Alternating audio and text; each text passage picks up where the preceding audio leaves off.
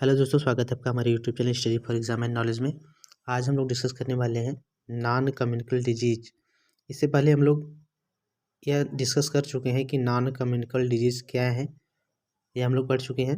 आज हम लोग डिस्कस करेंगे कि नॉन कम्युनिकल डिजीज जो है वह कौन कौन से हैं, जैसे कि डायबिटीज, यानी ऐसी बीमारियाँ जो बैक्टीरियल, वायरोलॉजिकल, प्रोटोजोन्स आदि यानी इन सूक्ष्म जीवों द्वारा जो बीमारियां नहीं होती हैं उसको हम नॉन कम्युनिकल डिजीज कहते हैं।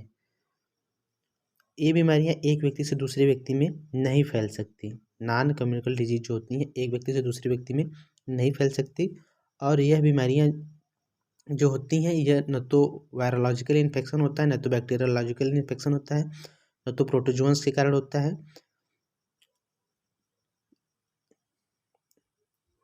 इसके अंतर्गत आने वाली बीमारियां जैसे कि मधुमेह, डायबिटीज, कैंसर और विभिन्न प्रकार की जेनेटिक डिजीज हैं जो एक जनरेशन से दूसरे जनरेशन में स्थानांतरित होती हैं या हो सकती है, तो उसे हम नॉन कम्युनिकल डिजीज कहते हैं।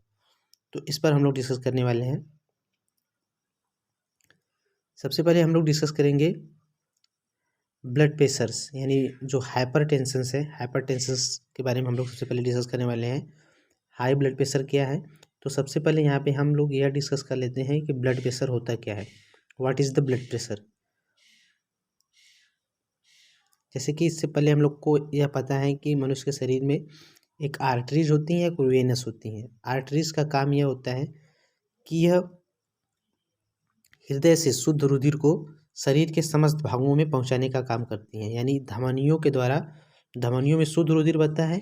यह शुद्ध रुधिर हृदय से शरीर के विभिन्न भागों तक पहुंचाया जाता है, और उसके बाद वेनस जो होता है, जो शिराएं होती हैं उसमें अशुद्ध रुधिर बहता है।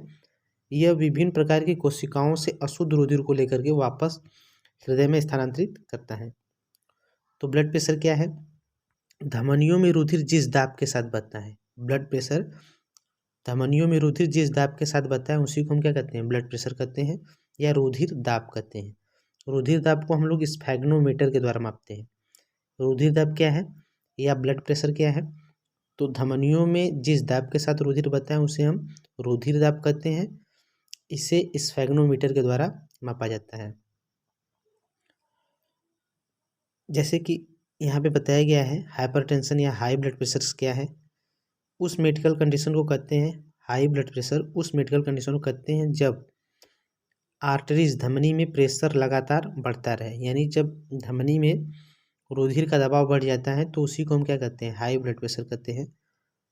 ब्लड प्रेशर को दो विशिष्ट मापों में व्यक्त किया जाता है, एक होता है सिस्टोलिक और दूसरा क्या होता है, डायस्टोलिक, जिनको आमतौर पर क्रमशः मैक्सिमम और मिनिमम दबाव कहा जाता है। सिस्टोलिस के समय धमनियों में दबाव, जो रुधिर का दबाव होता है वह अधिक होता है, और डायस्टोलिस्ट के समय धमनियों में रुधिर का दबाव क्या होता है, कम होता है।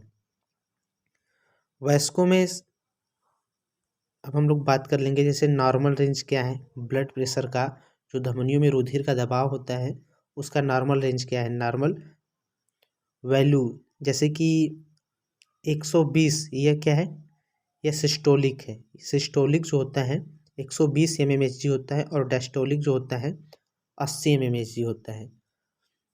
अब प्री हाइपरटेंशन की बात करें तो उस समय जो धमनियों में रुधिर का दबाव जो होता है 120 से 139 mmHg हो सकता है, और डायस्टोलिक उस समय 80 से 79 के बीच में होगा, तो उसे हम प्री हाइपरटेंशन कहेंगे। और जब धमनियों में रुधिर का दबाव लगातार बढ़ा रहता है, यानी जब धमनियों में डायस्टोलिस 140 हो और सिस्टोलिस जो हो 90 या इससे अधिक हो, तो उसे हम हाइपरटेंशन कहते हैं। यानी जब धमनियों में रुधिर का दबाव 140, डायस्टोलिक और सिस्टोलिक 90 हो, तो उसे हम हाइपरटेंशन की कैटेगरी में रखते हैं। जैसे कि हाई ब्लड प्रेशर के क्या क्या लक्षण हैं ये हम लोग देख लेंगे। ज़्यादातर लोगों में हाई ब्लड प्रेशर के कोई खास लक्षण नहीं होते। किसी में निम्नलिखित में से एक या एक से ज़्यादा लक्षण दिख सकते हैं, जैसे कि सिर का दर्द होना, छाती में दर्द, सांस फूलना, घबराहट, बढ़ी हुई धड़कन, दृष्टि का धुंधला होना इत्यादि। ये हाई ब्लड प्रेशर के क्या है, लक्षण है। इसमें से एक से ज़्यादा लक्षण भी हो सकते हैं या एक लक्षण या एक दो लक्षण दिखाई दे सकते हैं हाई ब्लड प्रेशर के लिए। इसके बाद हम लोग बात करेंगे हाई ब्लड प्रेशर को मैनेजमेंट कैसे करें। ब्लड प्रेशर एक ऐसी बीमारी है जिसे पूरी तरह से ठीक करना अभी तक संभव नहीं हो पाया है, इसलिए इसे केवल मैनेज या कंट्रोल किया जा सकता है। इसके लिए निम्नलिखित उपाय हैं, जैसे कि जीवन शैली में परिवर्तन करके, दवाइयों से उपचार के द्वारा, या बढ़े हुए ब्लड प्रेशर की जटिलताओं के प्रति सजग रहना। अब इसके बाद हम लोग बात करने वाले हैं डायबिटीज के बारे में कि डायबिटीज क्या है, यह कब होता है। डायबिटीज उस मेडिकल कंडीशन को कहते हैं जिसमें खून में यानी जो ब्लड होता है, ब्लड में शुगर की मात्रा बढ़ जाती है। जब हमारे ब्लड में ग्लूकोज की मात्रा बढ़ जाती है तो उसी को हम क्या कहते हैं, डायबिटीज कहते हैं, जिसे हाइपरग्लाइसीमिया भी कहा जाता है। यानी जब ब्लड में ग्लूकोज की मात्रा बढ़ जाती है तो इसे हम हाइपरग्लाइसीमिया भी कहते हैं। इससे छोटी तथा बड़ी रक्त धमनियों में बदलाव आ जाते हैं। अब डायबिटीज जो होते हैं दो प्रकार के होते हैं, एक तो होता है इंसुलिन डिपेंड डायबिटीज और दूसरा insulin undepend diabetes. Insulin depend diabetes में क्या होता है कि जहाँ से इंसुलिन का स्राव होता है, यानी हमारे अग्नाशय की बीटा सेल से इंसुलिन का स्राव होता है, तो इंसुलिन डिपेंड डायबिटीज में वह जो अग्नाशय की ग्रंथि होती है, अग्नाशय की बीटा सेल जो होती है जहाँ से इंसुलिन निकलता है, वह खराब हो जाता है। हमारी प्रतिरक्षा तंत्र प्रणाली उसे खत्म कर देती है, जिसके कारण इंसुलिन का स्राव होना बंद हो जाता है या खत्म हो जाता है। तो उस कंडीशंस में, इंसुलिन डिपेंड डायबिटीज के कंडीशंस में पेशेंट को डेली इंसुलिन का इंजेक्शन लेना पड़ता है। और इंसुलिन अनडिपेंड डायबिटीज में जो अग्नाशय की बीटा सेल्स होती हैं जहाँ से इंसुलिन का स्राव होता है, वहाँ से इंसुलिन का स्राव या तो होना कम हो जाएगा। बात कर लेते हैं डायबिटीज, जिसे हम डायबिटीज मेलिटस के कंडीशंस के अंतर्गत समझ सकते हैं कि इंसुलिन डिपेंड डायबिटीज दो प्रकार के होते हैं, एक टाइप 1 और एक टाइप 2। टाइप 1 डायबिटीज, इसमें इंसुलिन जो अग्नाशय की बीटा सेल्स होती हैं जहाँ से इंसुलिन का स्राव होता है, वहाँ से इंसुलिन का स्राव होना कम हो जाता है। तो इससे इंसुलिन करता क्या है कि जो हमारे शरीर में ग्लूकोज की मात्रा, जो जब हम भोजन करते हैं तो हमारे शरीर में जैसे ही ग्लूकोज की मात्रा बढ़ती है तो इंसुलिन हार्मोन्स क्या कर देता है कि उस ग्लूकोज को ग्लाइकोजन में कन्वर्ट करके यकृत में भंडारित कर देता है, यकृत में भंडारित कर देता है। लेकिन जब इंसुलिन का स्राव बहुत कम होता है तो हम जब भोजन करते हैं तो उस समय हमारे शरीर में जब ब्लड में ग्लूकोज की मात्रा बढ़ती है तो इंसुलिन उसे ग्लाइकोजन में कन्वर्ट नहीं कर पाता, पूरी तरह से ग्लाइकोजन में कन्वर्ट नहीं कर पाता। इस कारण शरीर में ग्लूकोज की मात्रा बढ़ जाती है।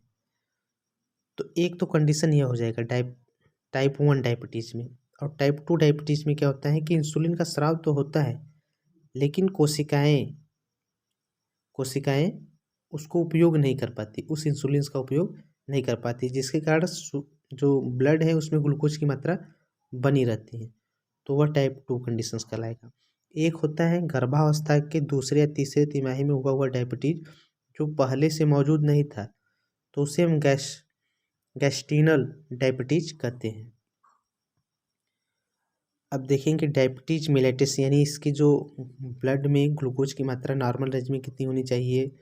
जैसे कि फास्टिंग ब्लड शुगर, सुबह के समय भोजन के पहले जब शरीर में ग्लूकोज की मात्रा 126 और 2 आवर्स प्लाज्मा ग्लूकोज की मात्रा जो है 200 mg/dl होना चाहिए।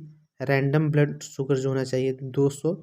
यह डायबिटीज कंडीशंस में होता है। जब डायबिटीज से ग्रसित कोई पेशेंट होता है तो उसके ब्लड में शुगर की मात्रा इस तरह से, यानी फास्टिंग ब्लड शुगर जो होगा अगर 126 दिख रहा है तो वह डायबिटीज़ का पेशेंट माना जाएगा, और 200 mg/dl है तो डायबिटीज़ का जो है वो पेशेंट माना जाएगा। इसके बाद बात करेंगे डायबिटीज़ मेलाइटिस के कुछ लक्षण। ज़्यादातर लोगों में डायबिटीज़ के निम्नलिखित में से एक या ज़्यादा लक्षण दिख सकते हैं। एक है पॉलीफेगिया में अत्यधिक भूख लगता है पेशेंट्स को। पॉलीयूरिया, अत्यधिक यूरिन, यानी अत्यधिक जो होता है वो यूरिन का त्याग करता है। पॉलीडाइप्सीरिया डेप्सिया अत्यधिक प्यास लगती है, वजन का घटना और थकान का होना, चिड़चिड़ापन होना, यह डायबिटीज मेलेटस के लक्षण हैं। और अगर बहुत समय तक डायबिटीज अनियंत्रित रहे तो निम्नलिखित जटिलताएं हो सकती हैं, जैसे कि दृष्टि का धुंधला दिखाई देना, धीमी गति से ठीक होने वाले अल्सर, शरीर के अंगों जैसे मसूड़ों, त्वचा, रिप्रोडक्टिव ट्रैक्ट में बार बार संक्रमण का होना। डायबिटीज का मैनेजमेंट किस तरह से किया जाए। डायबिटीज़ के मरीजों को जल्दी पहचानने के लिए स्क्रीनिंग बहुत ही असरदार तरीका है। रोग का पता लगाने के बाद प्रबंधन के लिए निम्नलिखित उपाय किए जाते हैं। जीवन शैली में परिवर्तन करके, खुद से खुद की देखभाल करके, जैसे पैरों की तलों को जांचते रहना चाहिए। इलाज, दवाई, ज़रूरत पड़ने पर सर्जरी भी करवाना पड़ता है। कोरोनरी हार्ट डिजीज क्या है। कोरोनरी हार्ट डिजीज क्या है, यह इस पर हम लोग बात करेंगे। कोरोनरी हार्ट डिजीज हृदय की धमनियों की बीमारी है। उस मेडिकल कंडीशन को कहते हैं जिसमें हृदय को खून पहुंचाने वाली रक्त धमनियों में बदलाव आ जाता है। हमारे हृदय के सतह पर पतली पतली धमनियां पाई जाती हैं। इन धमनियों का काम होता है कि शरीर को शुद्ध ऑक्सीजन का परिवहन कराना, लेकिन कभी कभी ब्लॉकेज के कारण इन धमनियों या जो धमनियां होती हैं वह हृदय को प्रॉपर ऑक्सीजन यानी प्योर ब्लड का सप्लाई नहीं कर पाती। इन ब्लॉकेज के कारण यह असमर्थ हो जाती हैं। यानी कहने का तात्पर्य है कि जो हमारे हृदय की जो धमनियां होती हैं बहुत पतली धमनियां होती हैं, और ये जो धमनियां होती हैं शरीर को शुद्ध ऑक्सीजन युक्त रुधिर का परिवहन करती हैं, लेकिन जब इनमें ब्लॉकेज आ जाता है तो वह कोरोनरी हार्ट डिजीज का कारण बन जाती हैं। कोरोनरी हार्ट डिजीज का कारण बन जाती हैं। जैसा कि लिखा हुआ है, कोरोनरी हार्ट डिजीज उस मेडिकल कंडीशन को कहते हैं जिसमें हृदय को खून पहुंचाने वाली रक्त धमनियों में बदलाव आ जाता है। उसमें क्या जाता है, बदलाव आ जाता है।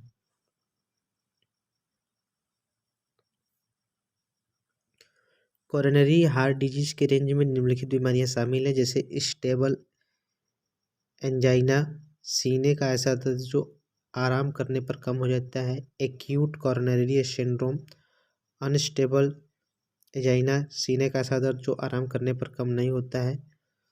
Myocardial infections, heart attacks.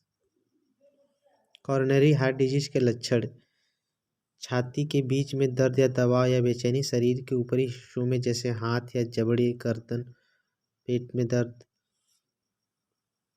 झुनझुनी, बेचैनी आदि जो है, सांस का फूलना, मचली, उल्टी या सीने में जलन, चक्कर का आना और घबराहट, यह कोरोनरी हार्ट डिजीज के लक्षण है। कोरोनरी हार्ट डिजीज का मैनेजमेंट किस तरह से किया जाए। हार्ट पेशेंट्स को जल्दी पहचानने के लिए स्क्रीनिंग एक बहुत बड़ा असरदार तरीका है। रोग का पता लगाने के बाद प्रबंधन के लिए निम्नलिखित उपाय किए जाने चाहिए। जीवन शैली में परिवर्तन, इलाज, दवाइयाँ, जरूरत पड़ने पर सर्जरी करवाना चाहिए। इसके बाद हम लोग बात करेंगे कैंसर के बारे में। कैंसर क्या है। कैंसर उस बीमारी को कहते हैं जहां शरीर के किसी एक प्रकार के सेल्स के बढ़ने की प्रक्रिया अनियंत्रित हो जाती है। जैसे कि बताया गया है कि हमारे शरीर में दो तरह का विभाजन होता है, एक समसूत्री और दूसरा अर्धसूत्री। अर्धसूत्री विभाजन, यह विभाजन जो होता है, अर्धसूत्री विभाजन के फलस्वरूप ओवम तथा स्पर्म का निर्माण होता है, जो